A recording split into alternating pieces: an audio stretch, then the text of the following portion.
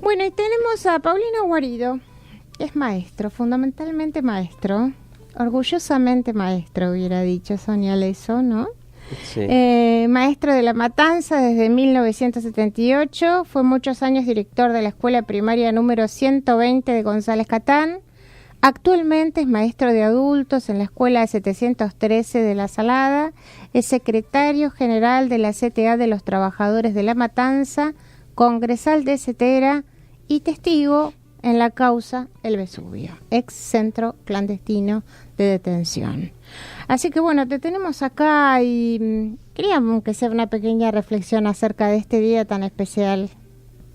Bueno, en principio todos los títulos, los cargos, las tareas que realicé, que estoy realizando como docente. Para empezar, por ahí algunos creen que nosotros quisimos ser maestros desde los primeros años, que estábamos con un libro abajo del brazo y jugando a ser maestro. No, yo quería ser jugador de fútbol. Así que soy un futbolista frustrado, devenido en maestro apasionado. Y bueno, como a vos nos tocó vivir el golpe del 76 siendo muy jóvenes. Yo particularmente estaba, no como vos, haciendo la colimba. El golpe me agarra en Ushuaia, una situación de muchísima violencia interna, porque los soldados colimbas teníamos que ir a ocupar los lugares del aparato del Estado de Tierra del Fuego, que eran desmantelados y ocupados por la Armada en Tierra del Fuego y particularmente en Ushuaia. Y casi como una paradoja, en ese tiempo me empecé a acercar a la educación, porque en esa base naval había una escuela. Mirá. En pleno golpe, el maestro de la escuela pidió a los compañeros, a los colimbas, que habíamos terminado la escuela secundaria, a ver quién podía colaborar con él para ayudar a nuestros propios compañeros. Así que en medio de la tragedia del golpe vivido allá en Ushuaia, fue nuestro primer acercamiento con otros compañeros a la educación y a la educación de adultos. ¿Y desde ahí seguiste, no paraste? Y desde ahí, claro, salimos con Marcelo, un compañerazo que todavía nos vemos y militamos durante todo este tiempo juntos, Marcelo Ajuria. Y apenas terminamos fuimos a anotarnos al normal número 4 de Caballito. Ajá. para estudiar, para empezar nuestra carrera docente y empezar a trabajar en el conurbano bonaerense. Y ahí transitar el nefasto tiempo de la dictadura como estudiantes del normal y como maestro en las escuelas del conurbano. Así que este 24 lo que nos trae es esta necesidad de afianzar lo que hoy vamos a gritar en las calles, ¿no? De afianzar, tener viva nuestra memoria en la búsqueda de la verdad y de la justicia, que es imprescindible para que nunca más vuelva a suceder. Exactamente. Y sabemos, o por lo menos nos ha llegado un par de videos a los 30 años de la democracia, desde cumplimos 42, pero sabemos que hiciste un video en relación a los libros prohibidos, los libros de literatura infantil justamente, que fueron prohibidos durante la dictadura, y fuimos a lo largo de esta semana subiendo algunos de estos libros para el público que no los conocía, porque hay muchísima gente sorprendida. Le comentaba recién a Julio, subimos El pueblo que no quería ser gris, y tuvo muchísima aceptación en el Facebook, de muchísima gente que no conocía esta historia, ¿no? Y así como esta debe haber miles de historias que no se podían contar durante la época de la dictadura, ¿no? Sí, que lo que decíamos es, los compañeros que nos encontrábamos, porque ayer como hoy, las maestras, los maestros, los profesores, no vamos desarmados, desnudos a la escuela, entramos al aula y pensamos qué hacer. En realidad nos reunimos, discutimos, pensamos, planificamos la tarea, nos lleva muchísimo tiempo pensar cómo vamos a tratar un tema, cómo lo vamos a desarrollar, qué materiales vamos a utilizar. Y también lo hacíamos durante la dictadura, y el que tiene algún familiar maestro, profesor, sabe que los domingos desde la tarde hasta la noche están ocupados para diagramar las tareas, que desde la tarde a la noche de los días de semana hay planificaciones, correcciones. Uh-huh. Ahí andábamos los domingos reunidos y buscando los materiales de literatura infantil para nuestros chicos.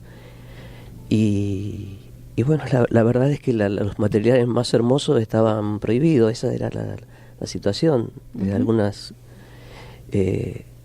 cuestiones historias de María Elena Walsh hasta El Principito, pasando por nombrante La Torre de Cubos. Bueno, sí, los libros de Laura y de Elsa, de Laura de Betacci y de Elsa Bornemann, estaban absolutamente prohibidos durante los primeros meses de la dictadura, fueron prohibidos. Y bueno, y ahí andábamos, como contaba el documental, muchos maestros y maestras contando esos cuentos, porque nos íbamos enterando con el paso del tiempo que todos usábamos estrategias parecidas para poder contarlos, que era la más elemental, era como había un control muy, muy estricto en las escuelas. Teníamos que informar a la dirección de la escuela qué hacíamos cada hora de las 4 horas de clase, a través de un cuaderno, a través de una carpeta, a través de una planificación.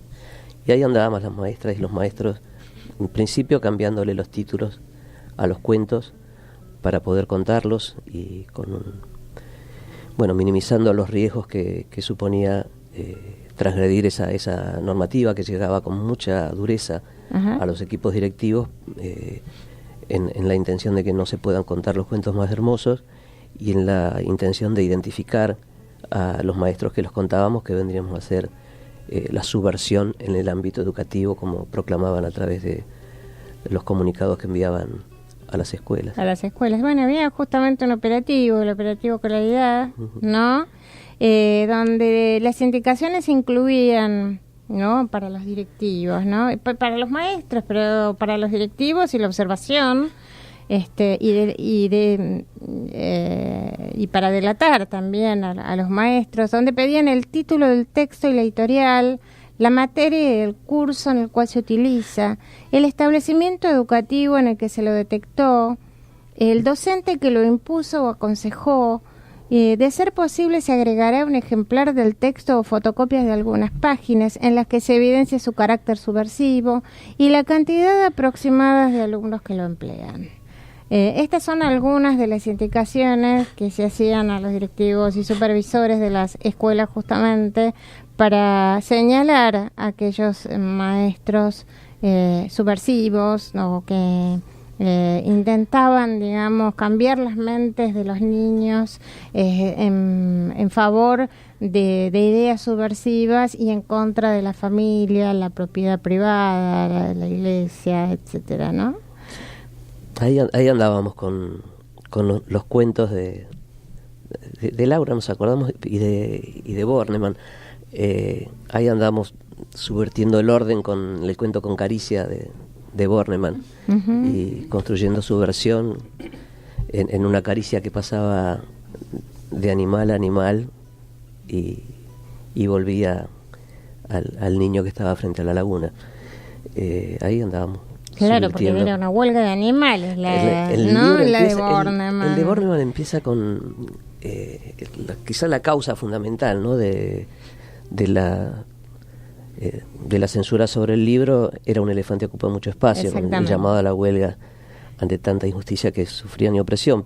Pero sobre el final y a lo largo del libro hay tanta ternura desparramada por ahí, que alguna vez decíamos, ¿por qué prohibían, no, todos los libros? Capaz que les molestaba aún más la ternura desparramada a lo largo de las páginas, ¿no? Lo que podíamos hacer sentir a nuestros alumnos con una caricia que si uno daba volvía a recibir y daba vueltas, ¿no? La solidaridad después de que dio fue una de las causas fundamentales del documental que vos nombrabas, que era la historia de Bartolo plantando un cuaderno para los frutos, que eran más cuadernos, repartirlos entre sus alumnos y no montar una fábrica para llenarse de plata. Claro.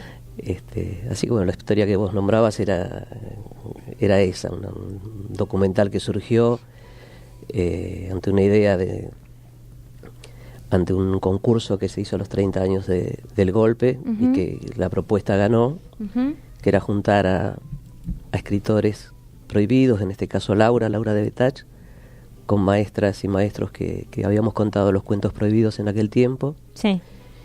Y que me parece lo que tuvo más interesante esa experiencia fue que después aparecieran en escena lo que le da sentido a todo esto, que son los chicos. Y ahí aparecieron los alumnos de la escuela 70 en la década del 80, que yo tuve en primer grado, en segundo y en tercero. Todos 3 años seguidos con el mismo maestro. Una tarea que después o una estrategia que yo después, como diré, no recomendaba. Decía 2 años, primero y segundo, que estaba bien, 3 era un exceso. Pero ahí estaban los alumnos que recordaban aquellos tiempos. En sus 3 primeros años fueron los últimos 3 de dictadura que se vivió en nuestro país, y recordaban, muchos tenían los cuadernos guardados aún, aparecen en el documental algunos de los cuadernos de los chicos con algún título cambiado. Y bueno, ¿no? También para que pensemos lo importante que es la escuela para nuestros alumnos, para los chicos y las chicas de los sectores populares, ¿no? No sé cuántos de nosotros guardamos nuestros cuadernos de la escuela primaria. Acá estoy subiendo justamente estos 2 videos, ¿no? De los que estamos hablando, Paulino, y la verdad que es muy emocionante. Les recomendamos a los oyentes que los vean, que los escuchen, porque realmente son muy emocionantes, sobre todo la devolución que te hicieron esas exalumnas, ¿no? A vos, bueno, ¿cómo sembraste una semilla, sí? La semilla de la solidaridad, del compañerismo, ¿no? Incluso de la resistencia, porque después, muchos años después, ellas se dieron cuenta de la importancia para sus propias vidas de esas historias que vos contabas, ¿no? Y que contaban muchísimos otros maestros, que las guardábamos con otras tapas, ¿no? O en otros lugares donde no se vieran ni se supiera exactamente qué es lo que contábamos, porque eso también pasaba, ¿no? Sí, había compañeros que nos decían, se aprendían el cuento de memoria, de punto a punto, coma a coma, para no tenerlo encima, y así lo contaban. Bueno, esas historias vivieron los alumnos de tantos de nosotros, y evidentemente no se olvidan. Todavía me tienen los chicos en un grupo de WhatsApp, que a veces les digo, acuérdense que estoy yo acá, que me da vergüenza, a veces hablo y dice, al fin, ya nos estamos enojando, que no decía nada. Bueno, un grupo hermoso de alumnos que tuve, que algunos son docentes hoy. Ah, mira. Y se siguen reuniendo, se siguen juntando. Y los docentes tienen nuevos alumnos, que es como el que termina el documental. Sí. No sé si te acordás, termina... Sí. ¿Para qué sirve? Y dice, para ser libres. Sirve la escuela, sirve la democracia. Vamos a escuchar un pedacito después al final de tu entrevista. Compañeros, ¿ustedes querían preguntar algo, Julio? No, la verdad que hermosa la historia, y pensaba por ahí qué lindo, qué sentido tiene ser docente, digamos, en ese contexto que era tan desfavorable, ¿no? Pero tantas esperanzas y tanta lucha puesta ahí, el significado que puede tener para un docente trabajar y tener que tomar esas acciones en ese contexto, ¿no? Sí, como, bueno, el tema de la creatividad, ¿no? Buscarle la vuelta a tratar de dejar esa marca, esa huella que siempre de la que siempre hablamos en relación a los docentes, a los maestros que dejan cosas en sus alumnos. O sea, esto que vos decís de que una persona adulta tiene guardado su cuaderno de esa época porque lo conmueve, porque le significó tanto, me parece que da cuenta de eso que pasó ahí, ¿no? Sí, es lo maravilloso de la tarea en el aula, que algunos gobernantes, sobre todo hoy, que estamos en una discusión por un salario digno para los docentes, parecen no entender o menosprecian o no conocen, ¿no? Y tampoco, como decía, yo no era un maestro a los 5 años y no quería hacer otra cosa. No es que andamos todo el día con los cuentos prohibidos abajo del brazo, ni hablando del 24 de marzo. Yo te decía cómo empezó el año, que empezamos con los adultos, ¿no? En este caso con el 8M, con el Día Internacional de la Mujer, con las lecturas de Galeano, Mujeres de Galeano. Pero ayer mismo en la salada, bueno, terminamos leyendo también de Mujeres de Galeano, Mujer que dice chau, que es una historia de despedida, de desamor, de amor, y que es hermoso y que nos llena a los docentes y a los alumnos. Y nos despierta la sensibilidad, ¿no? La sensibilidad, el amor, todas esas transmisiones que son tan importantes para nosotros, para nuestros alumnos, y para crear un vínculo de afectividad y de conocimiento también, y de cultura a la vez, ¿no? Porque creo que está todo esto mezclado, y por supuesto que está mezclado lo ideológico y lo político en todo esto, ¿no? Y en ese sentido, nosotros sabemos que, y para quienes no lo saben, hubo alrededor de 600 maestros detenidos, desaparecidos durante la época de la dictadura, y sabemos que tuviste una experiencia personal durante la represión, como dije al principio, fuiste testigo, estoy siendo testigo de la causa del Vesubio, ¿no? Ex centro de detención durante la dictadura. ¿Querés contar algo de eso? ¿Tenés ganas? Sí. Sí, el contexto en el que trabajábamos también era ese, que nos íbamos enterando con el paso del tiempo. Todos teníamos igual un amigo en el barrio que ya no estaba. Yo te dije la colimba, Miguelito Hoyos era compañero mío, un colimba que llegó a Ezeiza y no salió de Ezeiza. Bueno, el profesorado nos enteramos en el 77 que ya no estaban los delegados del año 76. Compañeros de la secundaria, justo ayer se hizo un homenaje a un compañero mío en el Colegio Urquiza de Flores, el ruso Daniel Jalinsky. Bueno, con este contexto estudiábamos y trabajábamos, primero como obreros metalúrgicos, después ante la noticia de que no había maestros en el conurbano, porque esa era otra de las consecuencias, ¿no? Y del plan económico que desarrollaba la dictadura militar, tan parecido al actual. La falta de inversión en educación, la falta de recursos y la falta de maestros que se dedicaban a trabajar en el aparato financiero, no por casualidad, con un gran desarrollo en esa época. Sí. Y las escuelas del conurbano con maestros que en realidad no eran docentes, eran personas que tenían como mucho estudios secundarios. Así que nos arrimamos a trabajar a las escuelas del conurbano siendo estudiantes. Éramos estudiantes y trabajábamos, estudiantes de magisterio, claro, y trabajábamos como maestros. Y así empezamos después del Mundial de Fútbol. Después del Mundial de 78 tomamos la decisión de dejar la fábrica en la que trabajábamos las 9 horas de la mañana a la tarde y estudiábamos a la noche, para intentar anticipadamente trabajar de lo que habíamos decidido. Y ahí al poquito tiempo de empezar a trabajar, somos detenidos un conjunto importante de compañeros que trabajábamos en la provincia de Buenos Aires y que participábamos de los centros de estudiantes de las escuelas de los profesorados de la capital. Y un grupo importante de compañeros del Partido Comunista Marxista-Leninista, que en el año 78 terminamos todos en el Vesubio. El Vesubio es un centro clandestino de detención que se encuentra en La Matanza, cerca de la Richeri, la autopista que va a Ezeiza, y la ruta 4, que es Camino de Cintura, ahí nomás, cerquita del Mercado Central, pasando, se encuentra el Vesubio. Ahora se encuentra el predio. En aquel tiempo eran 3 casitas, 3 chalecitos, que estaban rodeados de unas chapas de canto para ocultar lo que sucedía ahí adentro, y por la cual pasábamos nosotros con el colectivo para ir a la escuela, para ir a Villa Escaso, donde trabajaba Mónica, que era mi esposa, y para llegar a la Ferrer, que es donde estaba mi escuela. Todos los días pasábamos con el 86 por la puerta del Vesubio. El Vesubio tenía una parada, el colectivo ahí, y por supuesto no advertíamos lo que sucedía, nomás nos llamaba la atención una lamparita prendida todo el tiempo en uno de los chalecitos que se veía.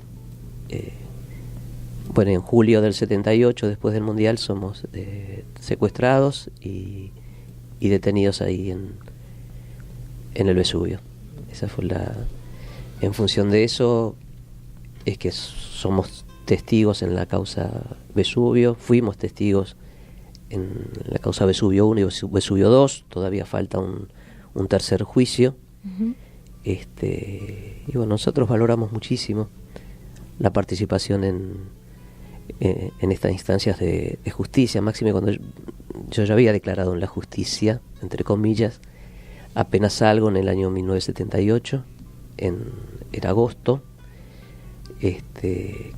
porque soy liberado sin ser legalizado, y la mayoría de los compañeros, incluida Mónica, mi esposa, Nieves, otra maestra detenida en Capital, delante de sus alumnos en Villa Soldati, desde adentro del aula, con la característica que en ese momento en el Vesubio, Nieves, Mónica y otras compañeras más estaban embarazadas y son blanqueadas primero hacia el destacamento de Villa Martelli y después a la cárcel de Villa Devoto, y se dio un hecho que quizá no se conoce mucho, que es la vida de 3 embarazadas en la cárcel de Villa Devoto en fines del 78, principios del 79, y en ese tiempo, tampoco muy conocido, vivieron en la cárcel de Villa Devoto presos también los 3 bebitos que nacieron en la cárcel: Andrés, Anita y Marcelino, que es mi hijo.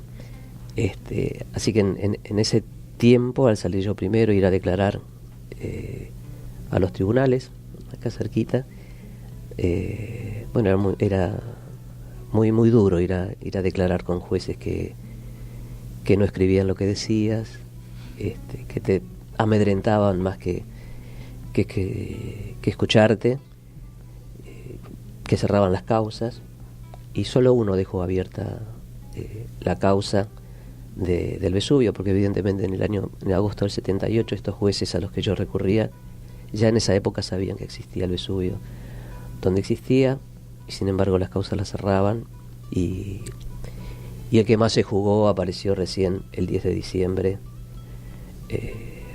pasan caminando por las ruinas del Vesubio, saliendo por la tele, cuando la información la tenía desde hacía 5 años. Ajá. Que sucedía esto. Así que esa justicia cómplice o condicionada, ¿no?, parte del terrorismo de Estado, parte fundamental del terrorismo de Estado,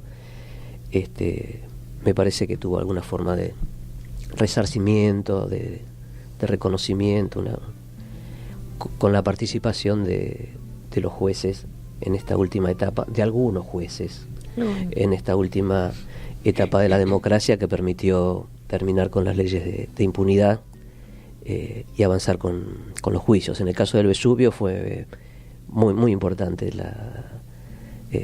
los 2 juicios que se hicieron. En el primero hubo condenas altísimas de 18 años, algunas cadena perpetua, y en el segundo juicio las condenas fueron todas a cadena perpetua, lo que para nosotros fue muy importante, porque en el segundo juicio hubo una participación masiva de alumnos y docentes de La Matanza en cada una de las audiencias, y creemos que eso algo tuvo que ver para las condenas. En el primer juicio nosotros decíamos, en algunas audiencias había, año 2010 uh-huh.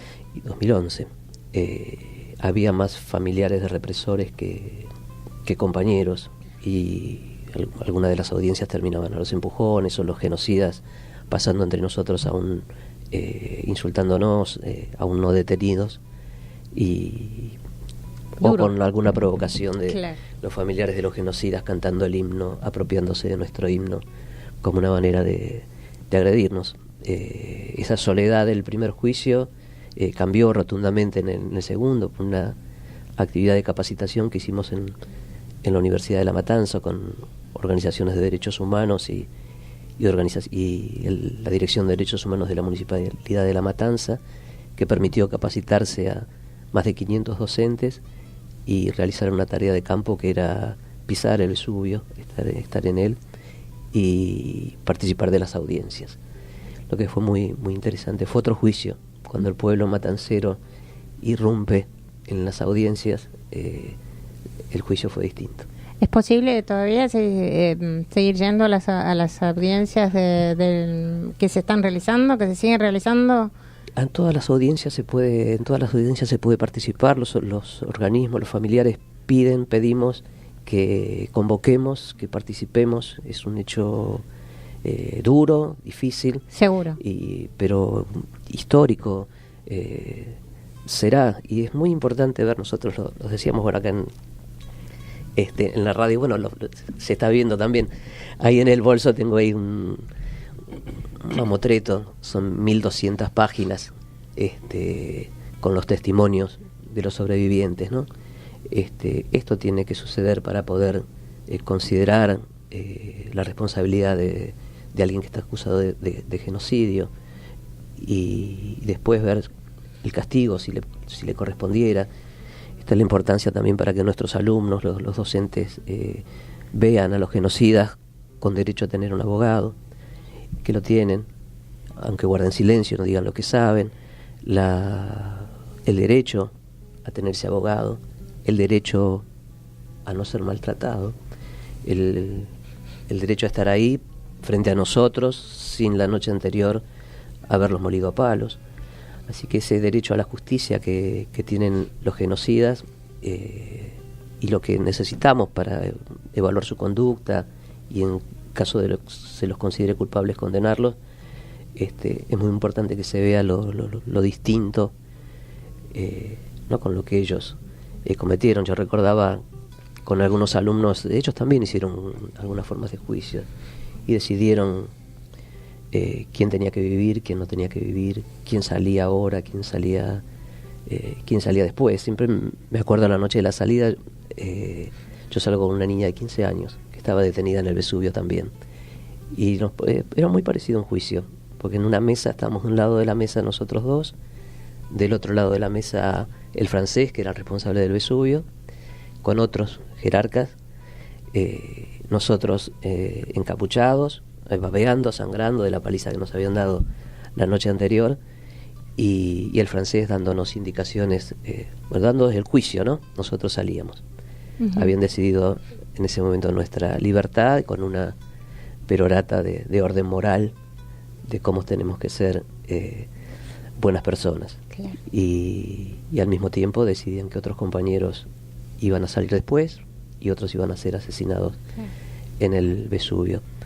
Así que era muy importante que los docentes y los alumnos que también participaron, el pueblo matancero, viera el valor de la democracia, la necesidad de la justicia, la importancia de no ejercer ningún acto de violencia ni de revancha, como dicen los hijos. Nuestra venganza es de ser felices, es la alegría. Exactamente. ¿Y cómo pueden hacer quienes quieran estar participando de los juicios? ¿A dónde se tendrían que acercar para participar, para escuchar, para formarse inclusive hoy? En realidad se puede acceder libremente a uh-huh. Comodoro Pi, a uh-huh. los juicios. Cuando uno ya no sé qué juicios se están desarrollando, pero se puede entrar con el documento libremente y acercarse a familiares, a los organismos de derechos humanos, para ver qué juicio está desarrollándose. En Comodoro Pi actualmente se están desarrollando. Ahora a mitad de año va a ser muy importante un juicio que se lleva adelante por el centro clandestino que funcionaba al costado de la plaza de San Justo, en la comisaría. Ayer marchamos en La Matanza, en la plaza de San Justo, uh-huh. y estuvo el doctor Norotolinsky, que estuvo detenido ahí, contando sobre el juicio que se inicia. Uh-huh. Sería en La Plata, y también convocó a la necesaria participación en las audiencias de estos juicios. La verdad que este tema da para más. Yo estaba leyendo un artículo que salió, si no me equivoco, bueno, no me acuerdo en qué periódico lo leí, pero lo hemos publicado, acerca del desmantelamiento que está ocurriendo en este momento con los excentros clandestinos, ¿no? La falta de inversión, la falta de tecnología, de sostenimiento de la infraestructura, y la verdad que es lamentable, ¿no? Porque es absolutamente necesario que estos sitios de memoria permanezcan, como también debería permanecer el de Campo de Mayo y el de Palomar, en este caso, más todos los centros clandestinos del interior del país, que tienen que servir como sitios de memoria. Paulino Guarido, nosotros te agradecemos muchísimo tu participación acá en Sintonía Educar. La verdad que tu testimonio es valiosísimo para todos los que te estamos escuchando, y vamos a escuchar un pedacito final de este documental de los 30 años de democracia, que hoy son 42, pero que son tan valiosos que nos pareció oportuno poder pasarlos en este final de entrevista de Paulino Guarido. Muchísimas gracias, Paulino. Dale, gracias a ustedes por la invitación. Prohibieron todo lo que podía dar herramientas para pensar. Fíjense que en el caso del edicto de prohibición de mi madre, uno de los detalles que da es la ilimitada fantasía. La prohibición fue porque esquemáticamente que ese libro le inocule el virus de querer cambiar las cosas, querer cambiar el mundo, ¿no? De estar contra el poderoso, contra el poder. Nosotros contábamos los cuentos prohibidos de autores, de autoras. Intentábamos imaginarnos cómo eran. ¿Quién estaba atrás de Bartolo, de Mauricio? Bueno, Laura, ¿qué tal? ¿Qué tal? Qué bueno. Dale. Yo creo que en uno de los últimos encuentros nosotros evaluamos por qué no podíamos contarles a nuestros chicos estos cuentos. ¿Era solo por este llamado a la solidaridad de Bartolo, por el llamado a la huelga del elefante, o es que no se podían permitir que nuestros pibes más pobres tuvieran acceso a la belleza, al arte? Entonces, enterados de la prohibición, los hacíamos circular de mano en mano, como podíamos, y ahí aparecían tus cuentos con otro nombre. Para mí es una experiencia, no tengo palabras, la palabra agradecimiento es muy chiquitita. Nunca me imaginé que iba a existir este momento, como muy emocionante, y es maravilloso. Y yo no sé cuántas veces habré contado estos cuentos y de qué manera. Hay una alumna que dice que guardó los cuadernos. Entonces ahora está la posibilidad de rastrear en ese cuaderno, y hay que buscar ahora hoja por hoja, a ver si por los dibujos o por alguna señal podemos inferir que ahí estaba algo de estos libros prohibidos, porque no podíamos poner el título ni el nombre del autor, claro, así que vos no estás. Y bueno, y si yo trabajaba como coordinadora del departamento de letras de un profesorado, y nos figuraba en la planta. No sé qué es lo que haría uno ahora en este momento, ¿no? Esperemos que no tengamos la oportunidad de hacerlo. ¿Cómo resistir también a través de la literatura infantil? Sí, sin embargo hay que resistir lo mismo. Hay que seguir resistiendo porque, bueno, a la democracia hay que cuidarla. Algunos libros, por el susto, se convirtieron en estatuas. Otros se hicieron invisibles, pero otros se pusieron a resistir, porque muchos maestros, aunque tenían miedo, los contaban igual. Les cambiaban los nombres, los disfrazaban de libros aburridos para que los malos no se den cuenta. Seguinos en Instagram por Sintonía Educar.